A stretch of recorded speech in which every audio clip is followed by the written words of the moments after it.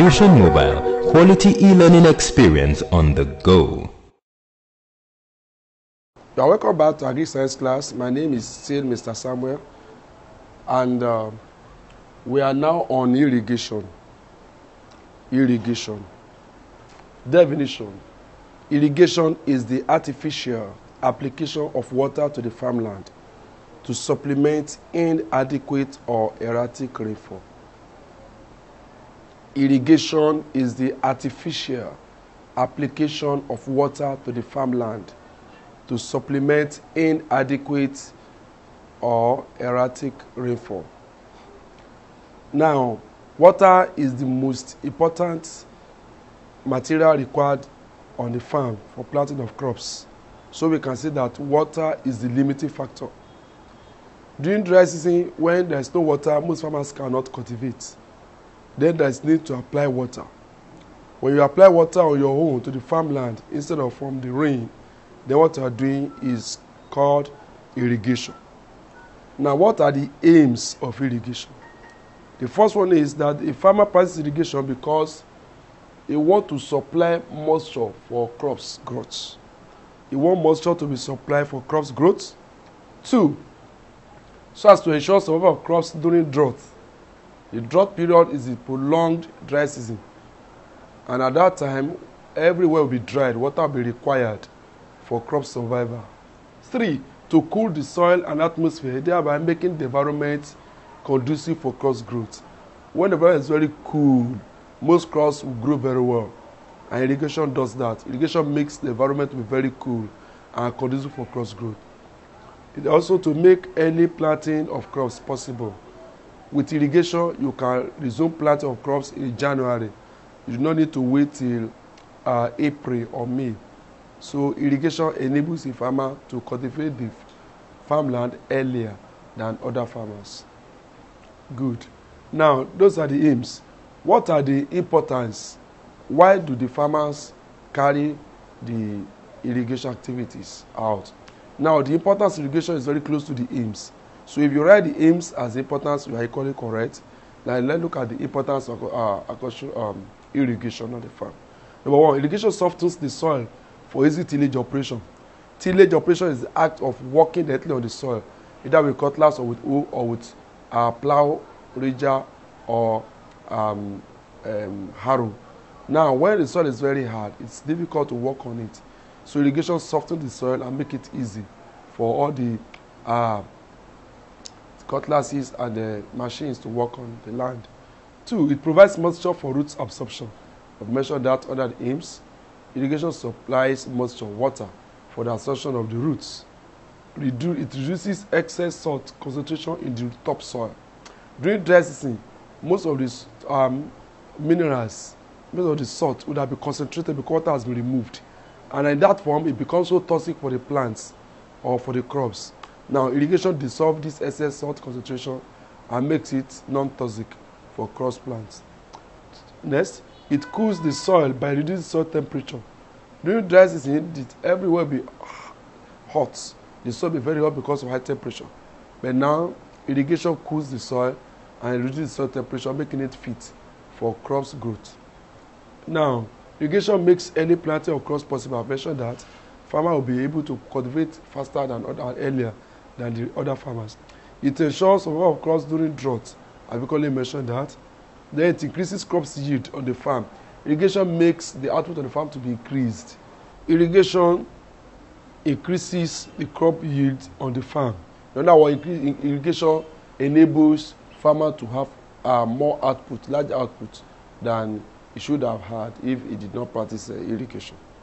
The irrigation dissolves nutrients for root absorption. It makes all the nutrients available to be dissolved in salt form, then make them available for crop seed or crop uptake. To enable crops production all year round. Irrigation enables farmers to propagate, to plant crops, all the year round. It also enables crops, it improves microbial decomposition of organic matter. It also to release nutrients for root absorption. Now, these are the importance of irrigation. Now, let's go to types of irrigation. Types of irrigation. There are 3 types of irrigation.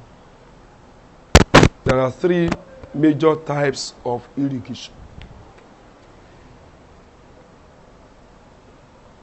The first one is called surface irrigation. Surface irrigation. The second one is called subsurface irrigation.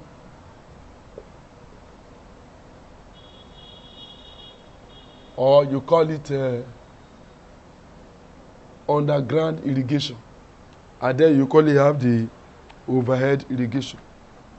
There are 3 types of irrigation. These are the surface irrigation, the subsurface irrigation, which is also called the underground irrigation, as well as the overhead irrigation.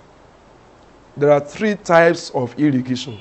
These are the surface irrigation, the subsurface irrigation, which is also called the underground irrigation, as well as the overhead irrigation. Surface irrigation is the application of water to the farmland on top of the farmland by allowing water to flow freely from a nearby river or stream and down to the farmland. I'll take it again. Surface irrigation is the application of water to the farmland on top of the farmland by allowing water to flow freely from a nearby river or stream to the farmland. For this method to be possible, the river or the stream must be positioned on higher plane compared to the farmland to allow water to flow down freely. This method is not very good on a sandy soil because the water would have been wasted before it gets to the farm. The advantage of surface irrigation is that, number one, is the cheapest method of irrigation because it does not involve the use of machines or the use of pipes. Number 2 is that water is evenly or equally distributed on the farmland. Number 3 is that it is easy to practice. 4 is that it does not require any technical input or specialized technical input. It can be practiced by anybody, but it has some disadvantages. Number 1, it cannot be used on a mechanized farm.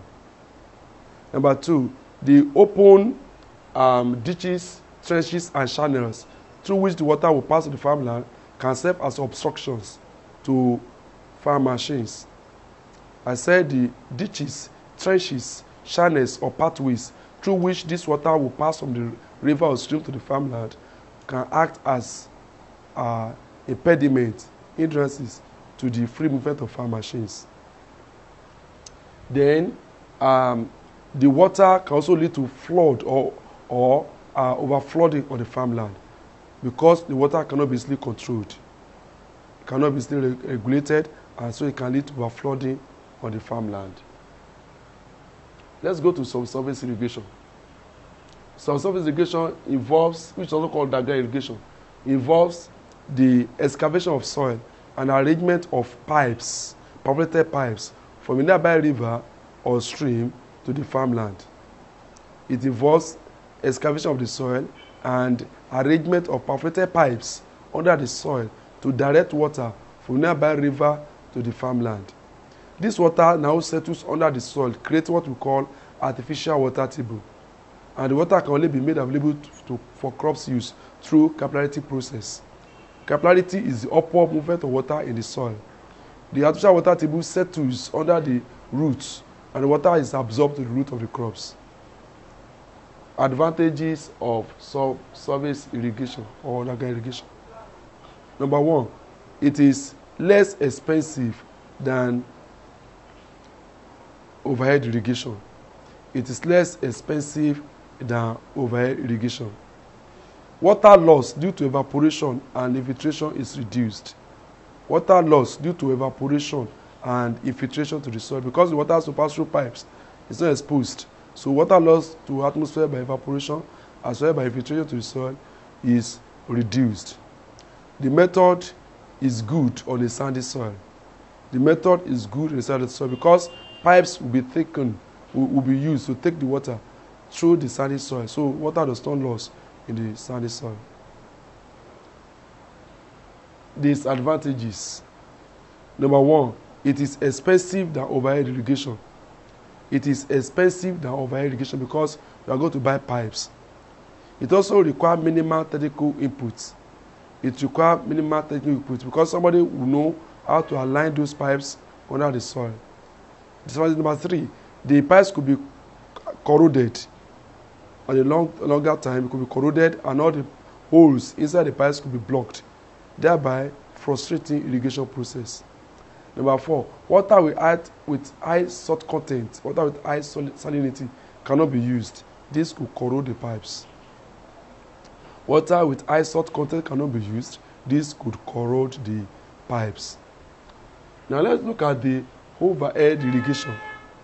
Overhead irrigation is the application of water to the farmland above the soil surface. Overhead irrigation is the artificial application of water to the farmland above the soil surface. Now look at the definition. Look at the way the definition follows. We said for the surface irrigation is the artificial application of water to the farmland on the soil surface. On the soil surface. On the soil surface. But for the subsurface is below the soil surface. Below the soil surface. But for overhead, it is above the soil surface. Above the soil surface. So the reference point there is the soil surface. Surface irrigation is the application of water to the farmland on the soil surface with use of channels, trenches, pathways which are dug on the soil. Subsurface is the artificial application of water to the farmland below the soil surface. But now we are on overhead irrigation, and which is the application or artificial application of water to the farmland above the soil surface. Now overhead irrigation makes use of machine pump as well as pipes to direct water from a particular water source down to the farmland. The water source could be a borehole, it could be an overhead tank, it could be a river or stream, and the distance may be long or maybe far. It doesn't matter because machine pump is used to relay the water from whatever pump source it comes to the farmland. Now when you get to the farmland, we have lateral pipes that's going to distribute this water among the crops on the farm. We have 2 types of overhead irrigation. We have to call drip or trickle, then we have the sprinkler. The drip irrigation, which is also called trickle irrigation, is a system whereby water is applied gently to the base of the crops on the farm. For this to be possible, the machine pump is operated under low pressure. The machine pump is operated under low pressure and the water moves slowly to the farmland. And the water is now released through tiny openings called emitters or drippers. The tiny openings on drip is called or are called emitters or drippers. These tiny openings are positioned to the base of the crops, so the water can easily go to the base of the crops. What are the advantages of drip irrigation or trickle irrigation? Number 1, it can be practiced on a larger scale. It does not hinder free movement of farm machinery. Next, it is cheaper than sprinkler irrigation. Next, fertilizer can be mixed with the water and applied on the farmland. Fertilizer can be mixed with water and applied on the farmland. Then drip irrigation is the best for dry lands like desert lands. In desert, you don't have sufficient water, so you do not want to waste water with use of sprinkler. The best method for arid and semi-arid lands, that is dry lands, is the drip irrigation. Why? Because drip irrigation economizes water than other methods of irrigation. But what are the disadvantages of drip irrigation? Disadvantages of drip irrigation. Number 1, it is expensive than surface and subsurface irrigation. It is expensive than surface and subsurface irrigation. 2, it requires technical expertise which will not be readily available. It requires technical expertise which may not be readily available. Next, water is not evenly distributed on the farmland. Water is not evenly distributed because water only goes to the root of the crops. Water only goes to the root of the crops. But so water is not evenly distributed on the farmland. The drippers or the emitters may block, thereby frustrating the whole process of operation of the farm. The tiny opening on the drippers or emitters may block, thereby frustrating the whole process of irrigation of the farm. It should be noted that drip irrigation has a unique importance, and that is does not encourage weed growth. Drip irrigation does not encourage weed growth. Why? Because the water only goes to the base of crops. Not every part of the farmland enjoys the water. Good. Now let's look at the sprinkler method. Sprinkler irrigation makes use of the machine at high pressure to relay water with speed to the farmland. This water is now taken through pipes, several types of pipes like main pipe, lateral pipe, and to the vertical pipe. The vertical pipe, which is also called riser, is the pipe that throws the water into the air through tiny opening on the sprinkler head. This tiny opening is called nozzle. The water is blown to the air and is made to return to the crops in form of rain. That is sprinkler irrigation. Sugar irrigation takes the water under high pressure to the farmland and relay the water through pipes that are assembled together and through the riser or vertical pipe, which throw the water into the air through tiny nozzles. Then the water returns to the crops in form of rain. Advantages of this method of irrigation is that, number one, the crops enjoy the water as if it is rain, because the water comes from the top and it cools the plant. Two, all best of crops are grown. Best of crops are grown because the plant may not be able to differentiate between rain and irrigation, because the water comes from the top. Best of crops are grown. Number three, the method can be used to apply pesticides and herbicide on the farm. You can mix chemical with the water to spray on the farm, and the chemical will kill the pests of crops or will kill the weeds. It has some disadvantages. Number one, it is a most expensive type of irrigation. It is the most expensive type of irrigation. Number two, high wind velocity may defect the blow of the nozzle or of the sprinkler head, and the water may be deflected out of course. High wind velocity may deflect the water out of course. Another disadvantage is that it requires high technical input which may not be readily available. It requires high technical input which may not be readily available. Then it requires the machine pump to operate under high pressure. It requires the machine pump to be operated under high pressure. Good. Now we have three types of irrigation as we have studied it: surface, subsurface, and over irrigation. How will the farmer choose the type of irrigation methods he will practice? The type of irrigation method farmer will practice depends on number of factors. These include, number one, the size of the farmland, the type of soil, the type of crop growth, availability of water,